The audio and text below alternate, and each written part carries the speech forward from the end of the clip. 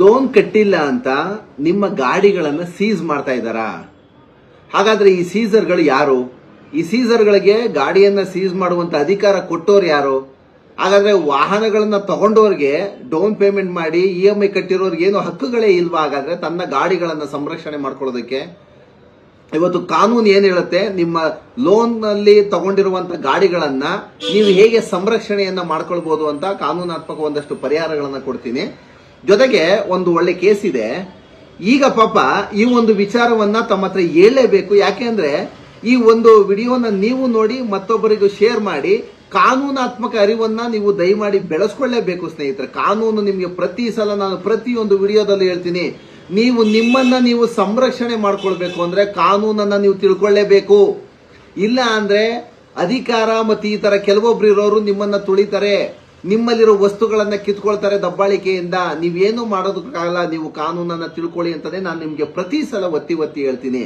ನೋಡಿ, ಇವತ್ತು ಒಂದು ಹೆಂಡತಿ ಗಂಡನಿಗೆ ಒಂದು ಸ್ವಿಫ್ಟ್ ಡಿಸೈರ್ ಏನೋ ಕಾರ್ ತಕ್ಕೊಟ್ಟಿದ್ದಾರೆ. ಆತ ಪಾಪ ಓಲಾ ಊಬರ್ ಅಟ್ಯಾಚ್ ಮಾಡ್ಕೊಂಡು ಓಡಿಸ್ತಿದ್ದಾನೆ.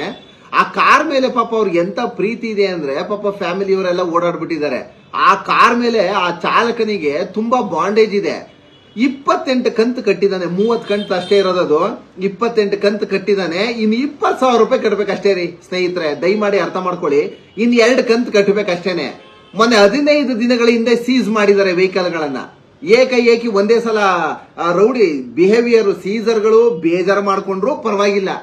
ನಾವ್ ಹೇಳೋದು ಸಾರ್ವಜನಿಕರಿಗೆ ನಿಮ್ಗೆ ಮಾಹಿತಿ ಕೊಡೋದೇನಂದ್ರೆ, ಸೀಸರ್ಗಳು ಬೇಜಾರು ಮಾಡ್ಕೊಂಡ್ರು ಪರವಾಗಿಲ್ಲ, ಏಕಾಏಕಿ 5-6 ಜನ ಹೋಗ್ತೀರಾ ನೀವು ಹೆಬ್ಬಾಳೆ ಸರ್ಕಲ್ ಅಲ್ಲಿ ಸೀಸ್ ಮಾಡಿದಾರೆ ಅವರು ಸೀಸರ್ಗಳು.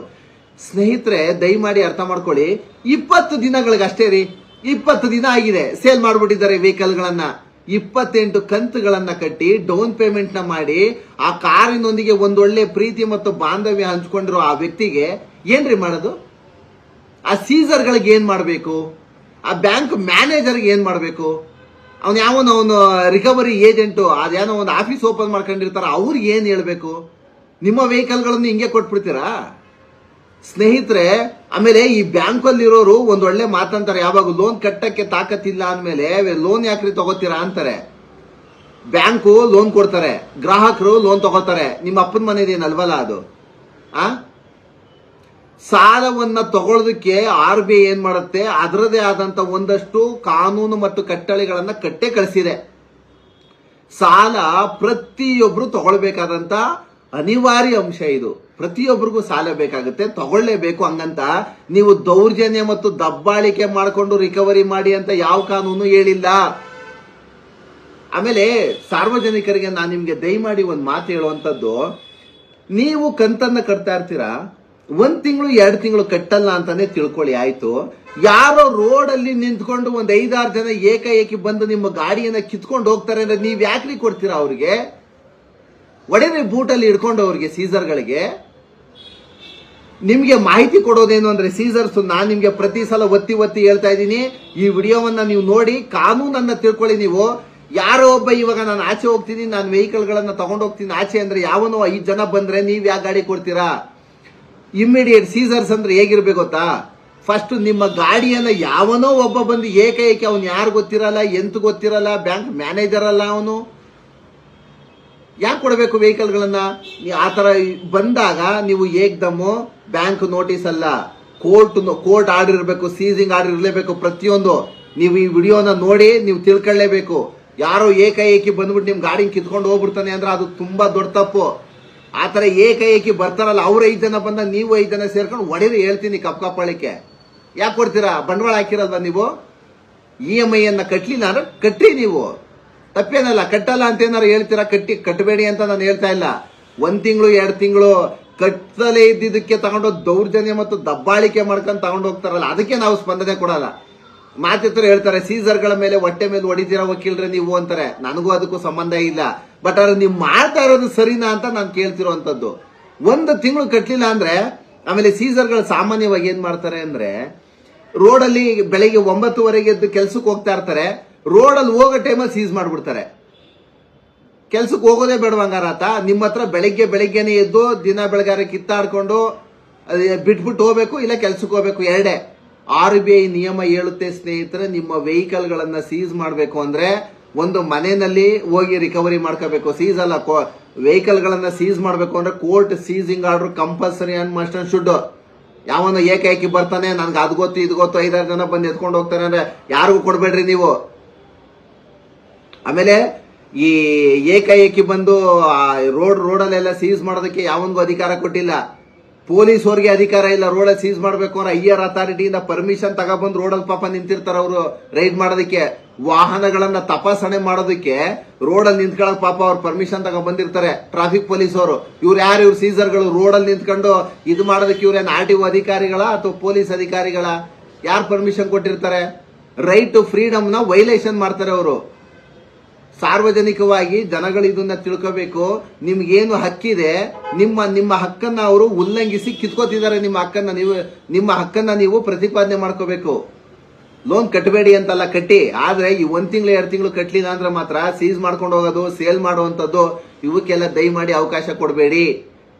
ಕೋರ್ಟ್ ಇಂದ ಆರ್ಡರ್ ತಗೋಬರಕ್ಕೆ ಹೇಳಿ. ಮ್ಯಾನೇಜರ್ ಡೈರೆಕ್ಟ್ ನಿಮ್ಮನ್ನ ಕಾಂಟ್ಯಾಕ್ಟ್ ಮಾಡಬೇಕು. ಇದೆ ಏಕಾಏಕಿ ಅಂದ್ರೆ ಸೀಸ್ ಮಾಡ್ಬಿಡೋವಂಥದ್ದು, ಎಲ್ಲೋ ಹೋಗೋ ತೊಂದರೆ ಕೊಡುವಂಥದ್ದು. ಆಮೇಲೆ ಲೋನ್ ಕಟ್ಟಲಿಲ್ಲ ಅಂದ್ರೆ ಏನ್ ಮಾಡ್ತಾರೆ ಅಂದ್ರೆ, ಈ ಲೋನ್ ಯಾರು ತಗೊಂಡಿರ್ತಾರ ಅವ್ರ ಅಪ್ಪ ಅಮ್ಮಂಗೆ ಹೇಳುವಂಥದ್ದು, ಅವ್ರ ಚಿಕ್ಕಪ್ಪ ದೊಡ್ಡಪ್ಪಂಗೆ ಹೇಳುವಂಥದ್ದು, ಅವ್ರ ಹೆಂಡತಿ ಆಫೀಸ್ಗೆ ಹೋಗ್ಬಿಟ್ಟು ಗಲಾಟೆ ಮಾಡ್ತಾರ್ರಿ. ಇದು ಯಾರ್ರಿ? ಇದು ಎಷ್ಟು ಮಟ್ಟಿಗೆ ಸರಿ ಇದು? ನೀವು ಅವಾಗ ಕೇಳೋರು ಕರೆಕ್ಟ್ ಆಗಿರ್ಬೇಕು. ನಿಮ್ಮ ಹಕ್ಕುಗಳನ್ನ ನೀವು ಪ್ರತಿಪಾದನೆ ಮಾಡಿ ಕೇಳಿದ್ರೆ, ಲೋನ್ ಅವ್ರು ತಗೊಂಡಿದಾರಲ್ವಾ, ನನ್ನ ಮನೆಗೆ ಯಾಕೆ ಬಂದಿದ್ದೀರಾ? ಹೆಂಡತಿ ಮನೆಗೆ ಯಾಕೆ ಹೋಗಿದ್ದೀರಾ? ಅವ್ರ ಹತ್ರ ಹೋಗಿ ರಿಕವರಿ ಮಾಡಿ. ಇಲ್ವಾ, ಕಾನೂನುಬದ್ಧವಾಗಿ ಕೋರ್ಟ್ ಇದೆ, ನ್ಯಾಯಾಧಿಕರಣಗಳಿದೆ, ನೀವು ಹೋಗಿ ರಿಕವರಿ ಮಾಡಿ ಅಂತ ಹೇಳಿ ನಿಮ್ಮನ್ನ ನೀವು ಸಮರ್ಥನೆ ಮಾಡಿಕೊಂಡು ನೀವು ಫ್ಯೂಚರ್ ಅಲ್ಲಿ ಲೋನ್ ಕಟ್ಕೊಂಡು ಹೋಗಿ. ಬಟ್ ಆದ್ರೆ ನಿಮ್ಮನ್ನ ನೀವು ಬಿಟ್ಕೊಡುವಂತ ಕೆಲಸವನ್ನ ನೀವು ಮಾಡ್ಕೊಡ್ಬಾರ್ದು. ಸೀಸರ್ಗಳ ಹತ್ರ ಕಂಪಲ್ಸರಿ ಸೀಸಿಂಗ್ ಆರ್ಡರ್ ಇರಲೇಬೇಕು, ಅವ್ರದ್ದು ID ಕಾರ್ಡ್ ಇರಲೇಬೇಕು. ನೀವು ಕೇಳ್ಬೋದು, ಯಾರೋ ಏಕಾಏಕಿ ಬರ್ತಾರೆ ಅಂದ್ರೆ ಅವ್ರ ID ಕಾರ್ಡ್ ಕಂಪಲ್ಸರಿ ಅಲ್ವಾ? ಯಾಕೆ ಕೇಳಲ್ಲ? ಮಾತೆತ್ರ ಎದುರ್ಕೊಬಿಡ್ತೀರಾ ನೀವು. ಯಾಕೆ ಎದುರ್ಕೊಂಡು ಏನ್ ಮಾಡ್ತೀರಾ? ಎದುರ್ಕೊಂಡು ಏನ್ ಸಾಧನೆ ಮಾಡ್ಬೇಕು ಅಂತಿದ್ದೀರಾ? 5 ಜನ ಸುತ್ತಾಕೊಬಿಡ್ತಾರೆ ಸರ್, ಏನಾದ್ರು ಮಾಡ್ಬಿಡ್ತಾರೆ ಅಂತ ಭಯ. ಏನ್ರಿ ಮಾಡ್ಬಿಡ್ತಾರೆ? ಏನ್ ಕೊಲೆ ಮಾಡ್ಬಿಡ್ತಾರ ನಿಮ್ಮನ್ನ, ಅಥವಾ ಸಾಯಿಸ್ಬಿಡ್ತಾರ? ನಿಮ್ಮ ಹಕ್ಕುಗಳನ್ನ ನೀವು ಕೇಳೋದಕ್ಕೆ ನಿಮ್ಮ ವೆಹಿಕಲ್ ಗಳನ್ನ ಯಾವನ್ ಜೊತೆನೋ ಒಬ್ಬನ್ ಕಳಿಸ್ಬಿಡ್ತೀರ, ನೀವು ಬದುಕಿದ್ದೇನ್ ಪ್ರಯೋಜನ? ನಾನು ಹೇಳೋದು ಅರ್ಥ ಆಗ್ತಿದೆಯಾ ಸಾರ್ವಜನಿಕರಿಗೆ? ದಯಮಾಡಿ ಒಂದಷ್ಟು ವಿಚಾರಗಳನ್ನ ಯೋಚನೆ ಮಾಡಿ. ನೀವು ಬಂಡವಾಳ ಹಾಕಿರ್ತೀರ, ನೀವು EMI ಕಟ್ತಾ ಇರ್ತೀರ, ಯಾವನೋ ಬಂದು ಎತ್ಕೊಂಡು ಹೋಯ್ತಾನೆ ಅಂದ್ರೆ ನೀವಲ್ಲಿ ನಿಮ್ಮ ವಾಹನವನ್ನ ನೀವು ಕಿತ್ಕೋಬೇಕು ಅಂದ್ರೆ ನೀವು ಹೋರಾಟವನ್ನ ಮಾಡ್ಲೇಬೇಕು ತಾನೆ. ನಿಮ್ಮ ಕಾನೂನನ್ನ ನೀವು ಇದು ಮಾಡ್ಕೊಳ್ಳೇಬೇಕು ತಾನೆ. ಅದನ್ನ ಬಿಟ್ಟು ನೀವು ಏಕಾಏಕಿ ನಿಮ್ಮ ವಾಹನಗಳನ್ನ ನೀವು ಸೀಸರ್ಗಳು ಬಂದಾಗ ಕೊಡಕೂಡ್ದು. ಆಮೇಲೆ ಸೀಸರ್ಗಳು ಸರ್ವೇ ಸಾಮಾನ್ಯವಾಗಿ ಏನಾಗತ್ತಂದ್ರೆ, ಈ ಮಾಮೂಲಿ ಎಲ್ಲರೂ ಸಹ ಗೂಂಡಾಗಿರಿ ವರ್ತನೆಗಳನ್ನೇ ಮಾಡುವಂತದ್ದು. ಅವ್ರಿಗೆ DRA ಎಕ್ಸಾಮಿನೇಷನ್ ಇರಲ್ಲ.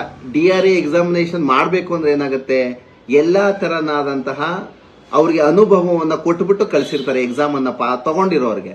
ಬಟ್ ಆದ್ರೆ ಈ DRA ಡೆಪ್ ರಿಕವರಿ ಏಜೆಂಟ್ ಗಳಿಗೆ ಎಲ್ಲಾ ಐಡಿಯಾಗಳು ಇರೋದ್ರಿಂದ ಏನಾಗ್ತಾರೆ, ಅವರು ಸ್ಮೂತ್ ರಿಕವರಿಗಳನ್ನ ಮಾಡ್ತಾರೆ.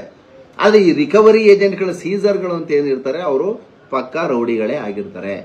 ತಾವು ಬೇಜಾರು ಮಾಡ್ಕೊಂಡ್ರು ಪರವಾಗಿಲ್ಲ, ನಾವ್ ಹೇಳಲೇಬೇಕು. ಯಾಕಂದ್ರೆ ಯಾರ್ದೋ ಒಬ್ರದ್ದು ಏಕಾಏಕಿ ವೆಹಿಕಲ್ ಗಳನ್ನ ಹೋಗಿ ನೀವು ದಬ್ಬಾಳಿಕೆಯಿಂದ ಸೀಸ್ ಮಾಡ್ತೀರಾ, ಏನೂ ನೋಟಿಸ್ ಇಲ್ದಲೆ, ಏನು ಸೀಸಿಂಗ್ ನೋಟಿಸ್ ಇಲ್ದಲೆ ನೀವು ಹೋಗಿ ಮಾಡ್ತೀರಾ ಅಂದ್ರೆ ನಿಮ್ಮ ದೌರ್ಜನ್ಯವನ್ನ ನಾವು ಕೇಳಲೇಬೇಕಲ್ವಾ?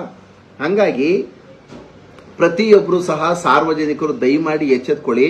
ನಿಮ್ಮ ವೆಹಿಕಲ್ ಗಳನ್ನ ಯಾರೋ ಒಬ್ರು ಬಂದು ಸೀಸ್ ಮಾಡ್ತಾರೆ ಅಥವಾ ಏನೋ ಒಂದು ಬಂದು ದೌರ್ಜನ್ಯ ದಬ್ಬಾಳಿಕೆಯನ್ನ ಮಾಡ್ತಾರೆ, ನಿಮ್ಮ ವೆಹಿಕಲ್ ಗಳನ್ನ ಯಾವುದೇ ಕಾರಣಕ್ಕೂ ಕೊಡ್ಕೂಡ್ದು. ಅವ್ರು ಬರ್ತಾರೆ ಅಂದ್ರೆ ನಿಮ್ಮ ಹಕ್ಕುಗಳನ್ನ ನೀವು ಪ್ರತಿಪಾದನೆ ಮಾಡ್ಕೊಂಡು ನೀವು ಹೋರಾಟವನ್ನ ಮಾಡಲೇಬೇಕು. ಗಾಡಿನ ಮಾತ್ರ ಯಾವುದೇ ಕಾರಣಕ್ಕೂ ಸರೆಂಡರ್ ಮಾಡಬೇಡಿ.